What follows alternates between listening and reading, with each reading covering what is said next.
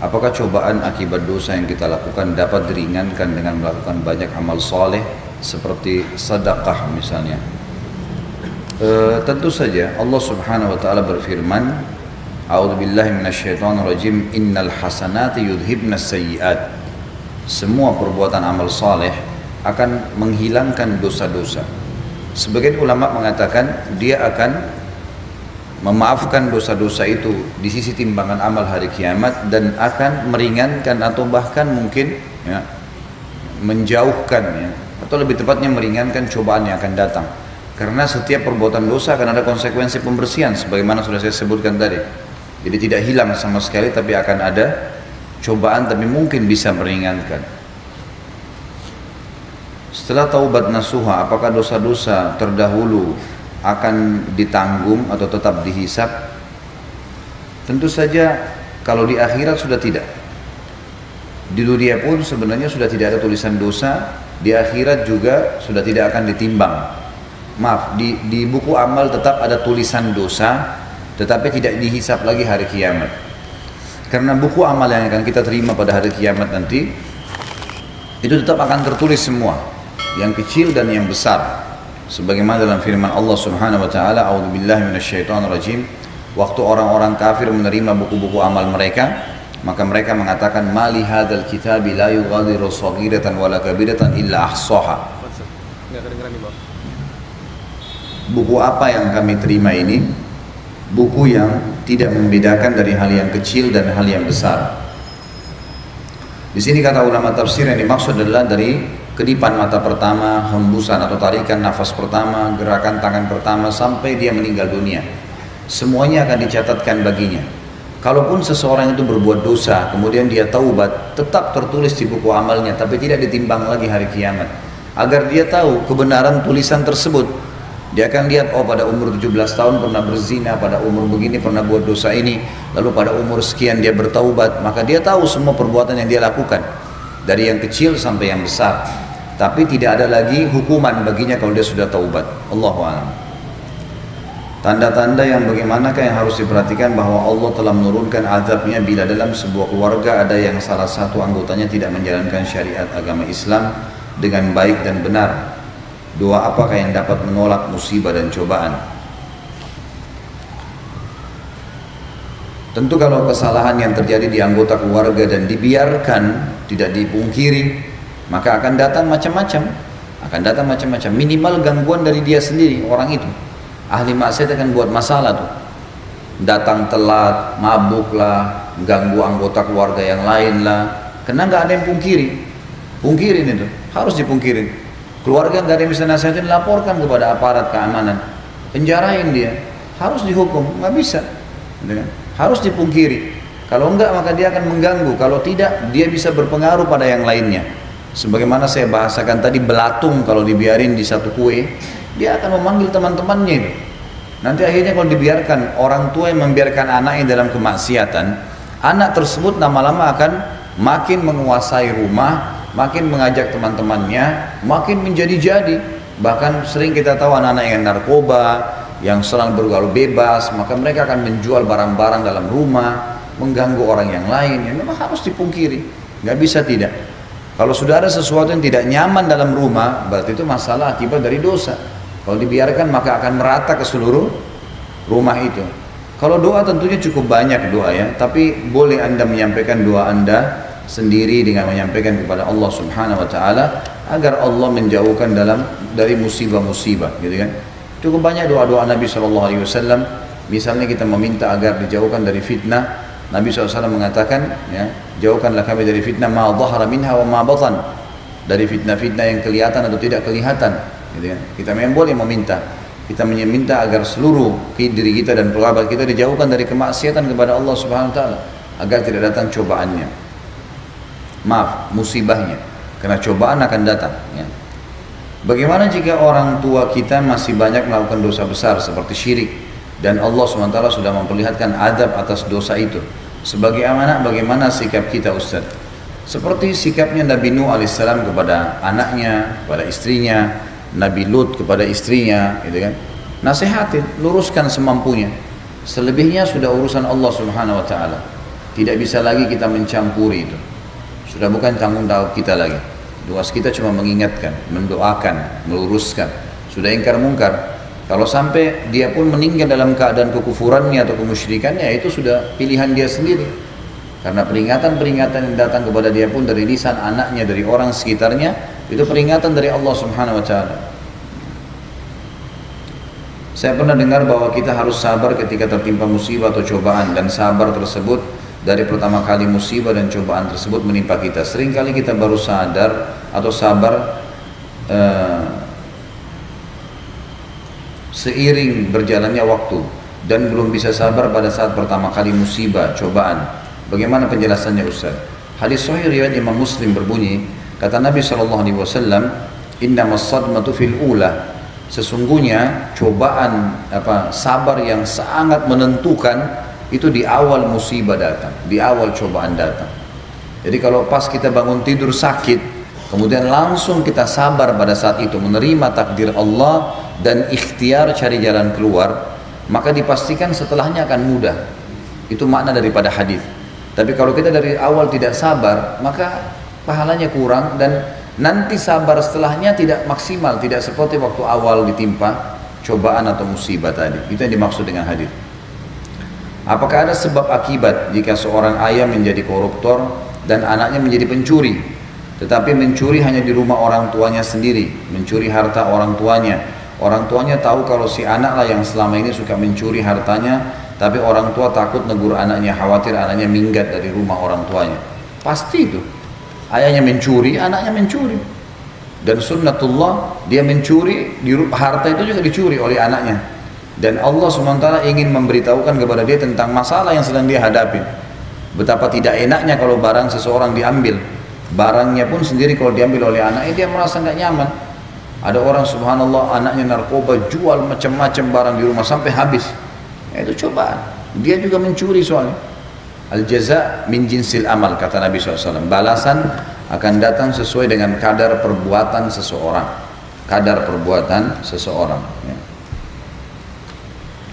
Apakah benar bila ada yang berzina maka 40 rumah di sekitarnya terkena musibah? Setahu saya Allah alam tidak benar hadis ini. Setahu saya. Ini pernah dibahas oleh para ulama hadis, makanya tidak benar.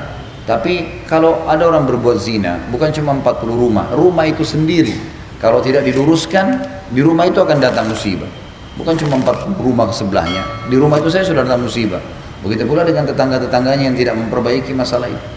Pasti akan datang. Jadi saya sudah titik beratkan tadi, jadi jangan sampai terlupa setiap dosa ada konsekuensi pembersihan. Dan ini akan berbahaya. Kalau dibiarkan maka makin berat cobaan yang datang nanti. Apakah akibat dosa berzina atau mendekati zina yang akan kita terima? Umumnya dimulai dengan rasa sumpah, sedih, menyesal. Kemudian ada orang yang ditimpa dengan penyakit. Kalau umumnya zina itu biasa berhubungan dengan kemaluan dia, penyakit di kemaluannya, gitu kan? Mungkin ada orang kencing batu, ada orang kencing manis, ada orang yang kena penyakit kemaluan, ada yang lebih parah lagi AIDS misalnya, atau apalah penyakit-penyakit yang biasa kena kemaluan, itu biasa sudah umum, pastinya ke situ. Ada orang sering dusta, biasanya lisannya yang bermasalah, gitu kan? Sering sariawan, sering sakit, ya. Pernah ketumbuk, tabrakan, hancur mulutnya, robek, macam-macam. Idenya banyak yang buruk, tabrakan, palanya bocor, macam-macam. Datang kakinya sering melangkah, pakai sepatu baru, jalan di aspal, keseleo kakinya, sakit sebulan, macam-macam. Allah datangkan sesuai dengan anggota tubuh yang dia lakukan atau dia gunakan untuk bermaksiat. Bagaimana efek dari makan uang haram, dari manipulasi nilai proyek yang tidak besar? Bagaimana jika si pelakunya belum sadar kalau manipulasi nilai proyek atau sama dengan mencuri hak orang lain? Pasti akan datang. Uang haram akan masalah. Dia beli mobil, pasti mobilnya bermasalah. Percaya, akan tabrakan kah, akan masalah. Tidak ada uang haram itu nikmat, mustahil. Mustahil. Ada seseorang dulu, cerita paman saya di Malaysia. Kebetulan orang ini datuk keturunan raja di sana dan asalnya dari Indonesia, dari Sulawesi Selatan orang ini. Cuma sudah lama pindah ke sana sebelum berdiri di negara Malaysia, hanya sekarang menjadi kerajaan di daerah Johor. Kebetulan karena kami juga tinggal dari Sulawesi Selatan, dari nenek-nenek saya juga ada turunan Bugis, maka nyambung ngobrolnya antara paman saya dengan si keturunan raja yang ada di sana. Kemudian terjadilah cerita disampaikan oleh si Datu ini, kalau ada temannya dari Indonesia yang datang, kemudian bawa sebuah proposal proyek. Ini proyek, nilainya 5 juta US. Ini proyek. Pertama si Datu ini ragu, ini bukan bicara masalah Indonesia Malaysianya, tapi kita bicara antara kasus yang terjadi. Maka pada saat itu si Muslim yang dari Indonesia ini datang, sudah seminggu nunggu belum di ACC proposalnya. Orang ini kaya nih, turunan raja yang satunya. Lalu didatangilah rumah si Malaysia oleh si Indonesia ini membawa Al-Quran, sama-sama Muslim. Lalu Al-Quran diangkat di depan si Malaysia, dikatakan, apakah anda percaya ini? Kata si Muslim dari Malaysia itu, iya tentu saja saya percaya. Kata si Muslim dari Indonesia, saya bersumpah atas nama ini kalau proyek ini benar. Ini enggak ada manipulasi, ini benar semua. Dan saya akan jujur. Besok cair dananya. Sumpah atas nama Al-Quran, cair 5 juta dolar. Sebulan pertama masih bisa dikontak, sebulan kedua sudah hilang nomor teleponnya, ternyata sudah alamatnya berbeda, dan dibiarin. Subhanallah, dalam setahun saja. Tahun depan didengar, kata paman saya, orang itu masuk di rumah sakit di Singapura, cuci darah, yang dia keluarkan biaya pengobatannya lebih besar daripada yang dia curi. Fakta, nggak bisa. Ini realita lapangan. Jangan sentuh haram. Haram itu seperti tangan kita sentuh kotoran. Kalau tetap dibiarkan di situ, maka akan bau. Tangan kita juga, kulit kita bisa rusak. Ditarik pun keluar dari kotoran itu harus dicuci sampai hilang baunya baru nyaman. Proses. Jangan terjerumus pada yang haram.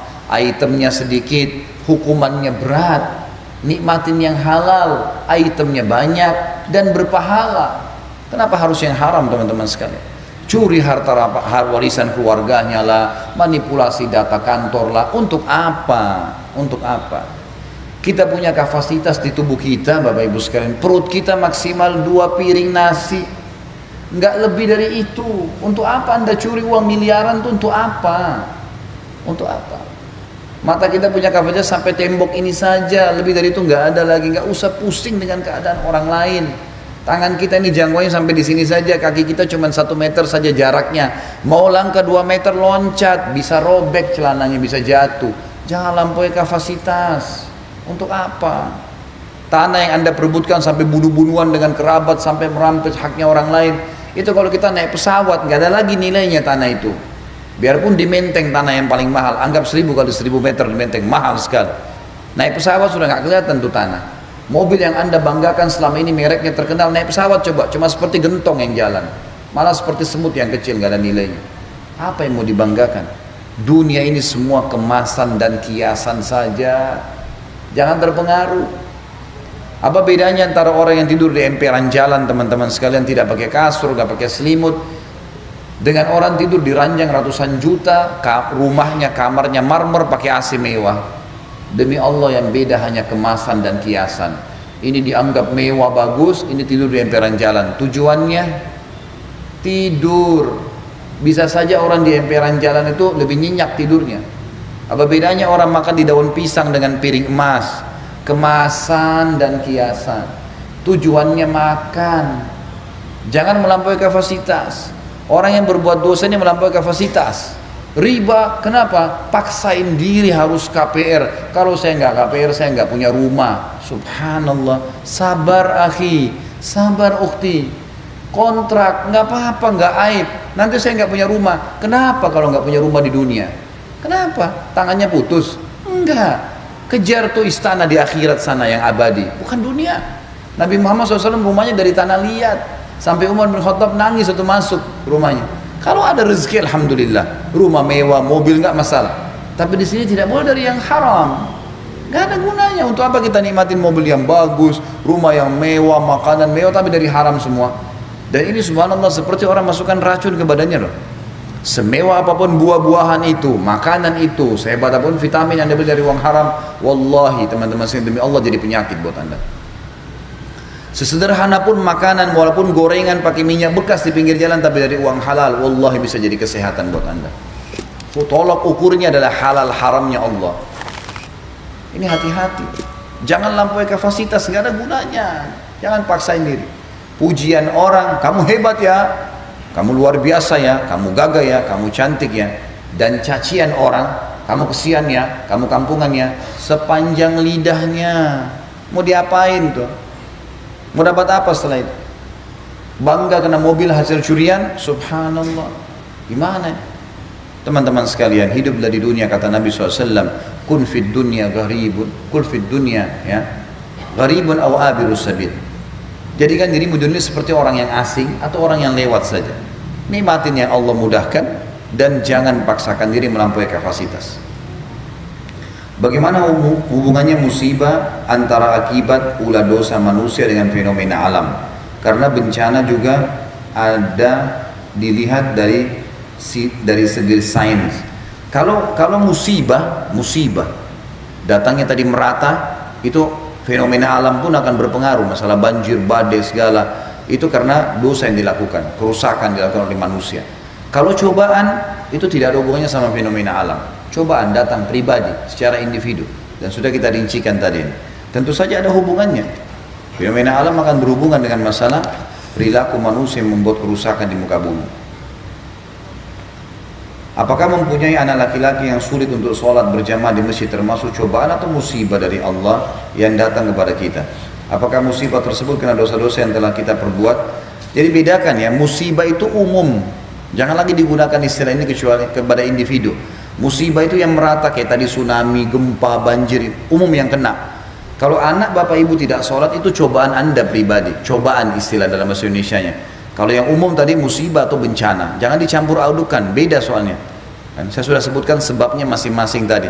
Kalau musibah, bencana tidak akan datang kepada satu kaum seperti dari surah Hud ayat 117, wa makana rabbuka liyuhlikal qura bidzulmin wa ahluha muslihun.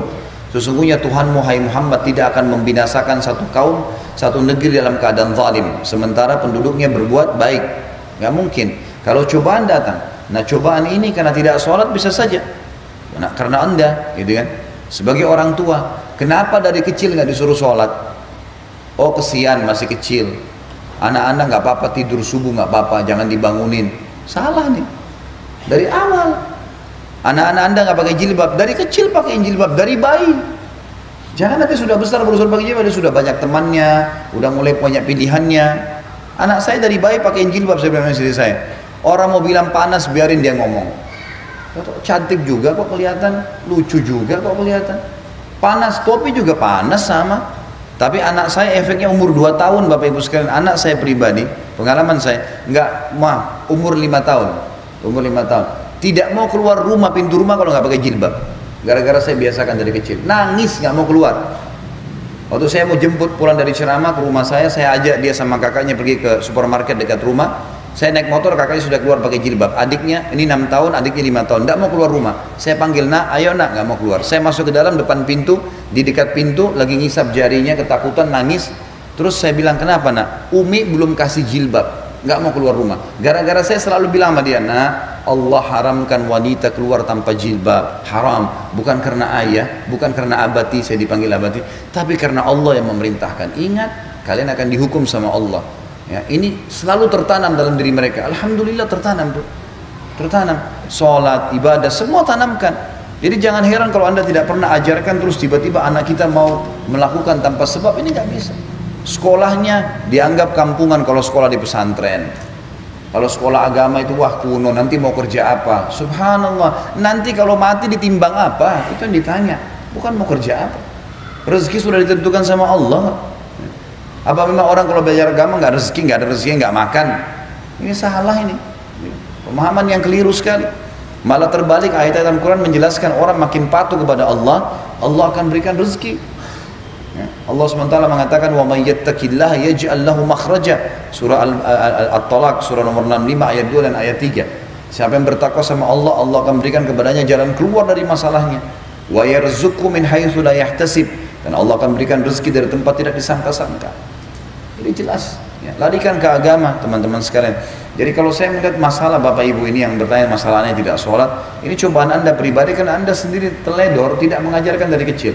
Saya yakin kalau dari kecil diajarkan tidak mungkin. tertanam dalam jiwa mereka. Dan sebagian ulama mengatakan dalam ilmu pendidikan anak mestinya pada saat kita sampaikan sholat nak, karena ikutkan sebab dalilnya. Rasulullah SAW bersabda, seseorang di antara kalian kalau punya kolam, sungai mengalir depan rumahnya dengan sangat deras, lalu dia mandi 5 kali sehari, apakah ada kotoran di badannya? Para sahabat Nabi mengatakan tidak ada ya Rasulullah. Kata Nabi SAW, begitulah perumpamaan 5 waktu sholat membersihkan dosa-dosa, dosamu akan dimaafkan nak. Sampaikan fadilah-fadilahnya sambil insya Allah dikerjain sama dia, insya Allah dikerjain, gitu kan? Kalau sudah terjadi, berdoa kepada Allah Subhanahu Wa Taala, perbanyak istighfar, ya, kemudian pandu, selebihnya tawakal kepada Allah. Bagaimana cara kiat agar terhindar dari dosa? Pertanyaan yang bagus kan? Yang pertama teman-teman sekalian, kalau anda ingin rajin berbuat ibadah, supaya rajin sholat, rajin haji di majelis ilmu, rajin haji dan umrah, rajin sedekah, bakti dengan orang tua, apa saja, kata kuncinya baca dan cari tahu janji Allah di ibadah itu. Misal bapak ibu mau rajin sedekah, sebelum sedekah supaya motivasinya besar, baca 5-6 hadis tentang sedekah. Dapat apa tuh orang kalau sedekah? Oh ternyata ada hadis Nabi berbunyi sedekah tudfi'u ghadabur rahman, sedekah bisa meredam murkahnya Zat yang Maha Penyayang.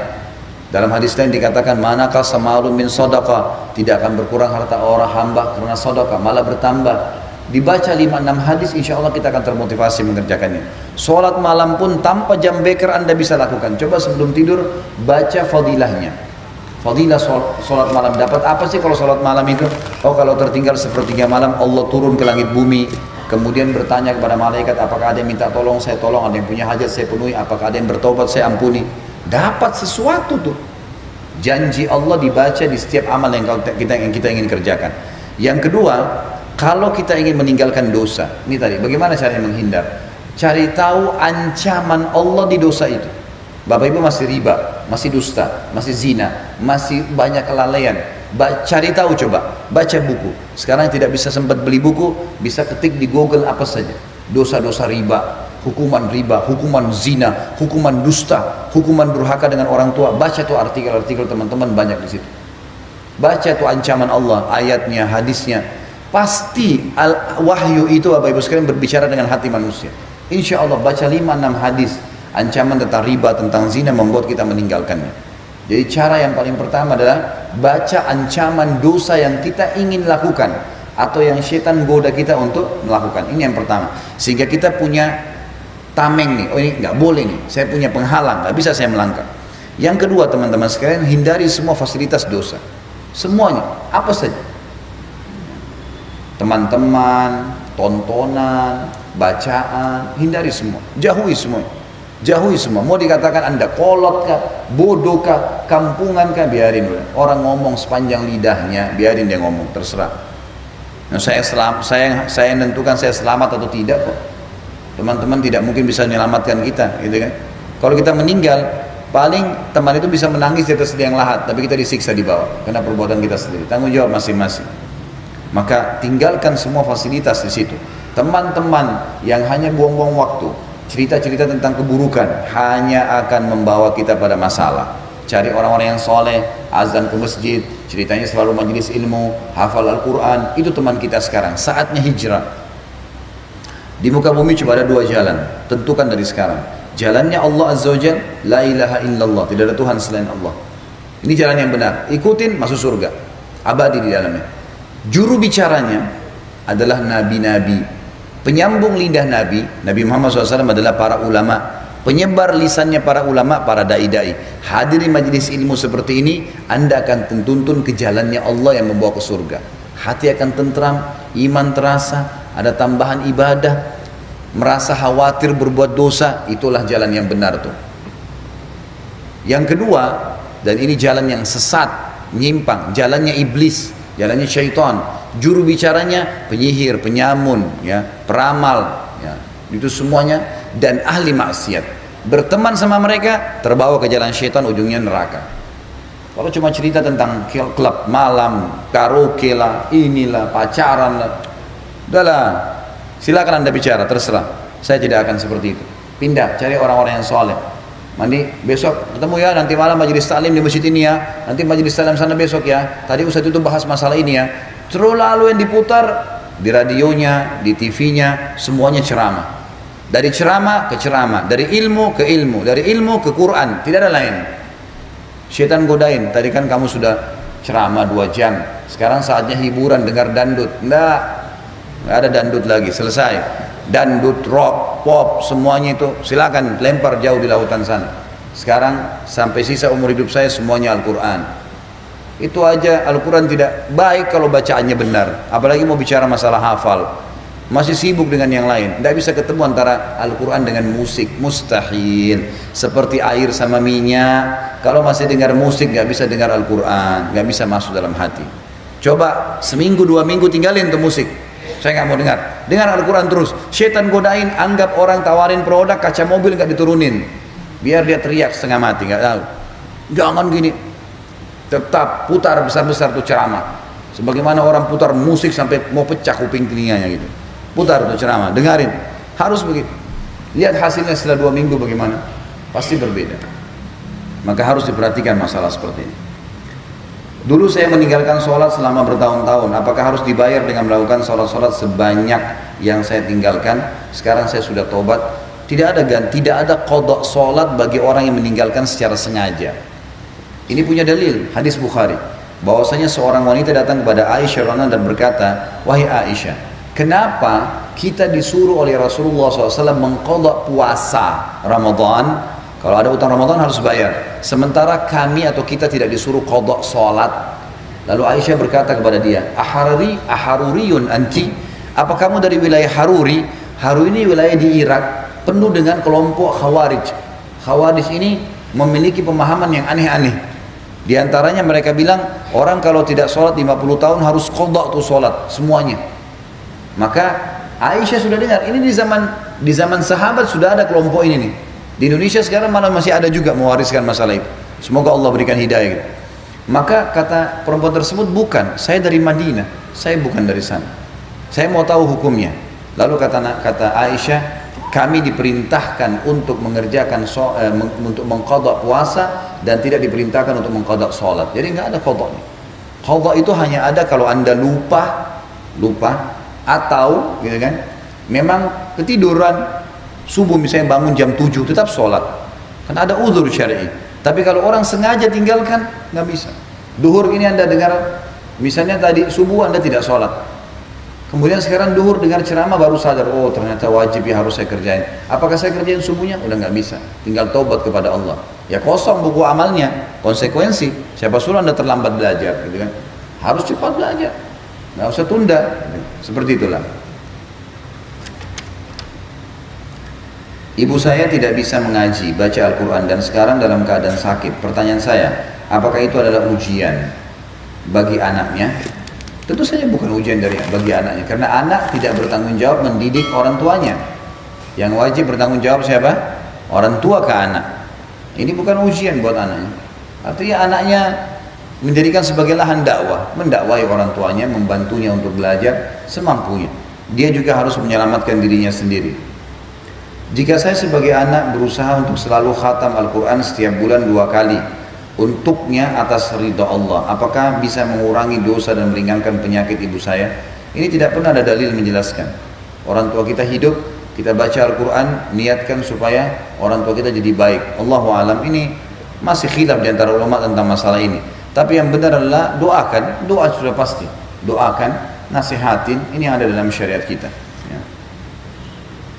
Kalau ada orang yang berbuat dosa, biar balasannya akan lama atau langsung. Kalau orangnya bertaubat, apakah tetap akan dibalas oleh Allah? Ada yang langsung, ada yang enggak, ada yang tertunda. Seperti ada orang mencuri, biasanya hukumannya langsung tuh, ketangkap, digebukin orang berdarah-darah. Oh. Ada juga orang, kalau dalam hadis dikatakan, dosa yang Allah datangkan seketika hukumannya adalah durhaka dengan orang tua. Kalau orang tuanya didurhakai lalu orang tuanya bilang kau semoga begini, didoakan, itu bisa kena langsung. Biasanya begitu. Ada orang begitu, ya, pukul orang lain, tidak lama kemudian dia tabrakan mobilnya, berantem sama orang, digebukin juga sama orang lain. Ada seorang jenderal kemarin di waktu umrah, dia ceritakan sendiri. Tiba-tiba waktu lagi tawaf, rupanya dia ini punya kedudukan di Indonesia dan sering nampar orang, sering mukul orang. Pas lagi tawaf, dia desak-desakan sama orang, tiba-tiba ada juga militer dari Turki, badannya lebih besar. Berdiri di dekat dia, waktu dia desak-desakan ditampar sama orang itu. Dipukul. Waktu dia ditampar, dia mau melawan, ini orangnya lebih besar. Lagi padat, gak bisa. Tiba-tiba dia merasa syukur dia bisa nangkap sinyal itu. Maka dia merasa tiba-tiba dia ingat, oh mungkin karena di Indonesia saya suka tampar orang nih. Ini ditampar juga di sini. Nah, hati-hati. Ya. Ada orang subhanallah kemarin umrah, ini diceritakan oleh salah satu paman saya, pengalaman dia. Sama-sama umrah. Waktu dia lihat Hajar Aswad, subhanallah, lisannya bilang, kok kayak maaf, jambannya, tempat buang air besar. Kok bentuknya seperti itu ya? Dia pulang dari umrah, subhanallah, dari semenjak dia pulang sampai sekarang, orangnya masih hidup, itu kalau dia tidak cium jamban, kalau pagi dia tidak cium WC tempat dia buang air besar, itu pusing kepalanya. Hukuman Allah SWT datang langsung tuh. Jaga lisan, perbaiki selalu perbuatan amal kita. Apakah maksiat merupakan fitnah atau musibah? Maksiat adalah cobaan, fitnah dari Allah SWT. Allah jelaskan ini ketaatan, ini kemaksiatan. Allah turunkan wahyu, ini pahalanya, ini dosanya. Siapa yang melakukannya akan dapat masing-masing. Wa man syaa'a falyu'min wa man syaa'a falyakfur. Siapa yang mau coba beriman silakan, siapa yang membuat maksiat silakan. Allah tidak akan pernah turunkan tangan dari langit memberhentikan kita dari kemaksiatan, atau Allah Subhanahu wa taala tidak akan menurunkan tangan dari langit memaksa kita ibadah. Allah turunkan ilmu, kita diberikan akal fikiran, hati nurani untuk belajar. Udah kita tinggal belajar, cari fadilahnya, kerjakan. Ada ancaman kita tinggalkan. Yang sudah begitu perintahnya. Banyak orang mengkhayal nih, seakan-akan tunggu tangan turun dari langit. Kenapa kamu tidak tobat saudaraku? Iya ya, kapan ya? Seakan-akan tunggu tangan dari langit memberhentikan dari dosa, nggak mungkin. Allah cuma datangkan sinyal-sinyalnya, jawaban doa, hidayah, peringatan, ya, motivasi. Biasanya dalam bentuk sinyal tuh. Tiba-tiba misal gini, kalau Bapak Ibu lagi berdoa, dari mana saya tahu kalau doa saya mustajab, sudah diterima sama Allah? Misal kita minta disembuhin penyakit, khusyuk malam harinya sujud sama Allah minta diterima doanya. Dari mana saya tahu doa saya diterima? Besok pagi saya ketemu sama seseorang teman, kemudian tiba-tiba ngobrol-ngobrol sampai ketemu bicara masalah penyakit ini, lalu dia tunjuk di sana ada dokter yang bagus, coba kamu konsultasi. Kita ke sana, konsultasi cocok, resepnya cocok, sembuh. Apakah dokter sama resep yang sembuhin? Demi Allah bukan, itu jawaban doa Anda. Sinyal. Bisa saja Anda berbuat dosa, peringatan dari Allah datang dari lisan orang lain. Hati-hatilah, berhentilah, diingatkan oleh orang lain, temannya lah, nanti kamu ketahuan, nanti kamu begini. Tetap tidak mau, ya sudah, hukuman Allah datang. Sama halnya dengan ibadah. Kenapa kamu belum begini, kenapa kamu belum begini? Jangan emosi. Kalau itu baik, terima. Oh iya ya, mungkin ini harus peringatan dari Allah, saya harus ambil. Makanya orang nanti hari kiamat, teman-teman sekalian, masuk neraka dalam kondisi mengakui keadilan Allah. Saya masuk neraka karena pantas saya masuk, saya yang berbuat zina itu. Allah nggak pernah suruh kok. Allah juga tidak tahan, tapi Allah sebutkan ancaman, maka dia akui kenapa dia masuk ke dalam neraka.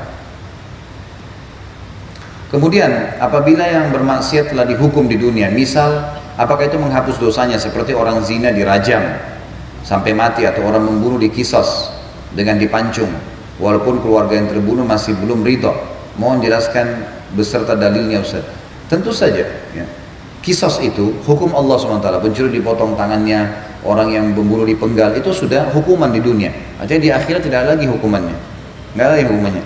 Sama kasusnya kalau kita berbuat salah dengan orang, tugas kita meminta maaf dan mengembalikan haknya. Kalau kita sudah minta maaf, kembalikan haknya, dia masih jengkel, itu sudah tidak ada urusannya. Kita sudah sampaikan. Dia sekarang ya yang berurusan sama Allah Subhanahu Wa Taala. Orang salah minta maaf sudah, ya, dimaafin. Dan kita kalau memaafkan kita dapat pahala. Sebagaimana juga dalam Islam kita dianjurkan memaafkan malah sebelum orang minta maaf. Ada orang fitnah kita nih, ada orang ghibah. Apa yang kita harus lakukan? Yang paling pertama maafin, jangan nginapin dalam hati. Mungkin Bapak Ibu bilang enak bener, dia udah fitnah saya, udah ghibah saya, kemudian saya langsung tiba-tiba maafkan. Gak usah khawatir, selama dia tidak minta maaf ke kita, maka hukuman akan datang kepada dia. Karena variabel untuk dia selamat dari hukuman adalah minta maaf dengan kita. Jadi kalau kita minta kita maafin tanpa dia minta maaf, tetap ada hukuman pada dia. Kitanya dapat pahala karena perintah agama begitu. Tujuannya supaya hati kita nggak rusak. Gitu. Jadi seperti itu.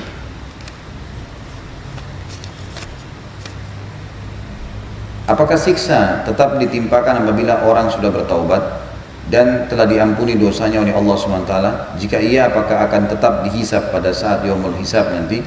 Tentu saja akan datang tetap. Ini disepakati oleh para ulama. Al-jaza min jinsil amal, dalilnya hadis tadi sahih. Balasan akan datang sesuai dengan kadar perbuatan seseorang. Kita pernah fitnah, kita akan difitnah. Kita pernah ghibah, kita akan digibah. Itu sudah sunnatullah, gitu kan? Kita pernah mencuri, kita akan diambil barangnya satu waktu, walaupun sudah bertaubat. Karena bertaubat ini akan membersihkan hisab kita pada hari kiamat. Tapi konsekuensi dari, seperti tadi saya bilang, orang berbuat dosa itu seperti minum racun, harus dihilangkan dengan ya, susu yang banyak. Atau seperti orang pegang kotoran, kotoran ini pada saat diangkat tangannya, ada bekasnya, ada bekas. Caranya dia harus bersihkan, ini harus butuh pembersihan. Dicuci, bersih, pakai minyak wangi, baru kemudian hilang. Memang sudah seperti itu, ada bekasnya. Makanya jangan melakukan perbuatan dosa, karena dosa itu, saya sudah ulang-ulangi tadi, variabelnya sedikit, efek jerahnya besar. Namanya juga orang yang berbuat dosa itu buruk. Gak ada orang yang buat dosa itu disukain di masyarakat. Misal ada orang suka ngambil barangnya orang lain, suka fitnah, kasar, ganggu orang lain, zalim, pasti orang tidak suka. Tidak ada orang yang berbuat baik, patuh sama Allah, santun, jujur, amanah, bantu orang susah, jenguk orang sakit, bakti dengan orang tua, lalu buruk, nggak ada. Sunnatullah itu. Pasti orang yang taat sama Allah disukai di masyarakat, orang yang buruk, memaksiat akan buruk, dianggap, dibenci oleh masyarakat. Apa yang harus dilakukan untuk mempercepat penghapusan dosa-dosa besar, baik dosa terhadap Allah ataupun kepada manusia? Taubat nasuha, taubat yang setulus-tulusnya. Kata Imam Az-Zahabi kata Imam Nawawi rahimahullah, taubat nasuha diikuti dengan 3 syarat mutlak. Meninggalkan dosa itu seketika. Lagi riba berhenti, lagi dusta berhenti, lagi zina berhenti. Yang kedua sesali. Yang ketiga janji sama Allah tidak mengulanginya. Ini kata Imam Nawawi, kalau dia sudah lakukan, diterima taubatnya. Tentu diikuti dengan istighfar. Sebagian ulama menambah yang keempat, dan saya setuju sekali, ini pendapat yang luar biasa. Yang keempat adalah mengisi sisa umurnya dengan amal saleh. Karena banyak orang terjerumus ke dosa kembali, karena misal gini, dia biasa jam 9 malam sampai jam 11 malam 2 jam di karaoke misalnya. Pada saat dia taubat, dia mau tinggalkan. Bagaimana caranya? 2 jam itu harus diisi dengan amal soleh itu. Karena kalau tidak, syaitan akan hiasi dan ingatkan dia kejadian dosa dulu. Makanya dia harus sibukkan, hadir pengajian kah, dengar ceramah kah, atau tidur cepat untuk bangun sholat malam. Dibuat program sehingga bisa ya menggantikan jadwal perbuatan dosa dulu. Saya sering memakai kartu kredit baik untuk belanja, makan, dan dibayar dengan cicilan. Bagaimana dengan dosa yang diterima oleh saya, pembersihannya? Sekarang saya sudah berhenti memakainya. Kalau Anda terkena ribanya, bungahnya. Kalau Anda tidak terkena bungahnya, ini masih misal 0%, masih ada pendapat ulama yang membolehkan. Tapi kalau Anda kena ribanya, maka hadis Nabi SAW berlaku.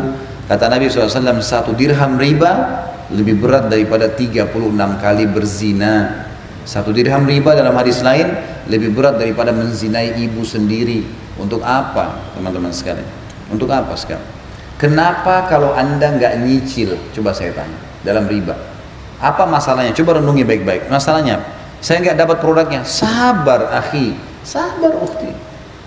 Mampu cuma beli makanan pakai daun pisang, makan dulu, yang penting tidak ada haram. Mampu pakai angkot, nggak apa-apa, ada supirnya, enak kok itu. Pakai angkot dulu. Untuk apa paksain diri kapasitas melampaui kapasitas? Jangan paksain, karena berbahaya kalau dipaksain ini. Tadi saya kasih contoh, kaki kita melangkah 1 meter, kita melangkah 2 meter harus loncat, bisa jatuh kepleset, bisa celananya robek, bisa luka. Maksain diri begitu. Jangan paksain diri. Sudahlah, laluin dengan apa adanya. Makanya Nabi SAW mengatakan tadi, jadikan diri kalian di dunia seperti orang yang sedang, orang asing atau sedang lewat. Ada nikmatin dia, ada sabar, udahlah, gitu kan. Dunia sebentar, orang mukmin targetnya akhirat. Seperti itu. Saya sarankan teman-teman sering baca, sering diulang-ulangi, baca tentang surga dan neraka. Ada banyak buku, seperti buku terbitan Pustaka Tazkiyah, Rasulullah SAW bercerita tentang surga dan neraka. Bercerita tentang surga dan neraka. Ini harganya mungkin 20.000 rupiah. Baca tuh, apa janji Allah di akhirat. Benda juga buku ada judulnya Tamasya ke Surga. Ini terbitan kalau nggak salah Darul Falah, harganya mungkin 60-70 ribu.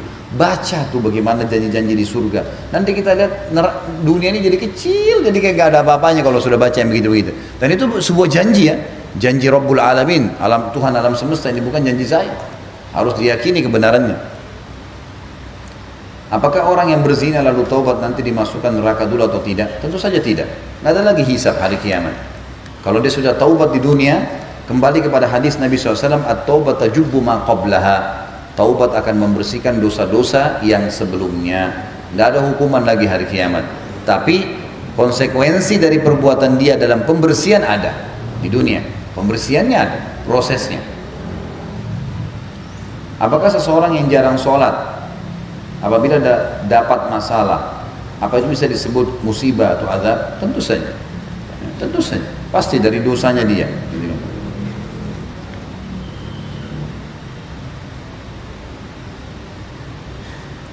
Bagaimana dengan orang tua yang anak-anaknya tidak mengerjakan amalan atau ibadah kepada Allah SWT karena ketidaktahuan mereka yang tidak pernah belajar agama sebelum?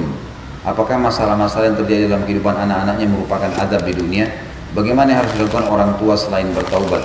Mungkin itu sudah saya baca tadi nih ya. Ini tentu orang tuanya harus bertaubat karena memang dia penyebabnya, ya, dia penyebabnya, maka dia harus bertaubat kepada Allah Subhanahu wa taala dari dosa-dosa yang pernah dia lakukan sambil dia mendakwahi anaknya semampunya. Dia dakwahi anaknya semampunya. Maaf, ini mungkin yang terakhir teman-teman sekalian karena saya ada pengajian lagi 1:30. Menurut ahli sunnah, pemahaman liberal menyimpang, artinya berdosa. Tapi orang-orang liberal, tokoh-tokohnya masih saja bernikmat-nikmat dengan tidak tampak musibah yang menimpahnya. Mustahil. Mustahil, akhi. Anda mau bilang mereka lagi ada nikmat dan tidak ada musibah, lihat aja nih. Tunggu. Kata Allah SWT, wal akibatu littaqwa. Pasti proses kebaikan bagi orang yang bertakwa. Mereka dalam rumah tangganya kacau, ribut suami istri. Banyak orang yang tetap dalam riba, ternyata anaknya cuci darah, ya. Musibah, ribut dalam rumah tangganya, ribut dengan mertuanya, rumah yang dibeli terbakar, musibah. Jangan Anda bilang begitu. Ini tidak benar. Tidak ada orang, bahkan kata Nabi SAW, kalau kalian lihat orang dalam kemaksiatan dan nikmat Allah melimpah padanya, justru tadarruj. Itu tahapan azab. Justru tahapan azab yang datang padanya. Jadi azab itu, misal kalau orang melanggar satu kata, ditampar 1 kali. Tapi kalau orang ucapin 5 kata, maka tamparan 5 kali, lebih keras. Orang dusta 10 kali, 10 kali tamparan misalnya. Maka ada orang-orang, kata para ulama, yang karena dia Allah sudah tahu tidak akan berubah, Allah biarkan dia melakukan dosanya sampai beratus puluh kali agar hukumannya lebih berat nanti. Dasarnya memang dia tidak mau bertobat. Sudah seperti itu, subhanallah. Tidak ada orang yang sedang melakukan perbuatan maksiat lalu tidak dihukum oleh Allah Azza wa Jalla. Ini sebuah janji dan ini hukum wahyu yang tidak mungkin terlanggarkan. Dan tidak ada orang yang bertakwa kecuali Allah SWT akan cobaan yang datang padanya akan diberikan, ya, peninggian derajat, pengampunan dosa, dan juga akhirnya akan datang sesuatu yang baik. Kalau benar dari Allah, kalau ada salah dari saya mohon dimaafkan, dan saya berharap tidak ada ketersinggungan karena tidak ada maksud untuk itu, tidak ada niat kecuali untuk menyampaikan apa yang telah Allah dan Rasulnya sampaikan agar menjadi panduan hidup kita. Subhanakallahumma wa bihamdika asyhadu an la ilaha illa anta astaghfiruka wa atubu ilaik. Wassalamualaikum warahmatullahi wabarakatuh.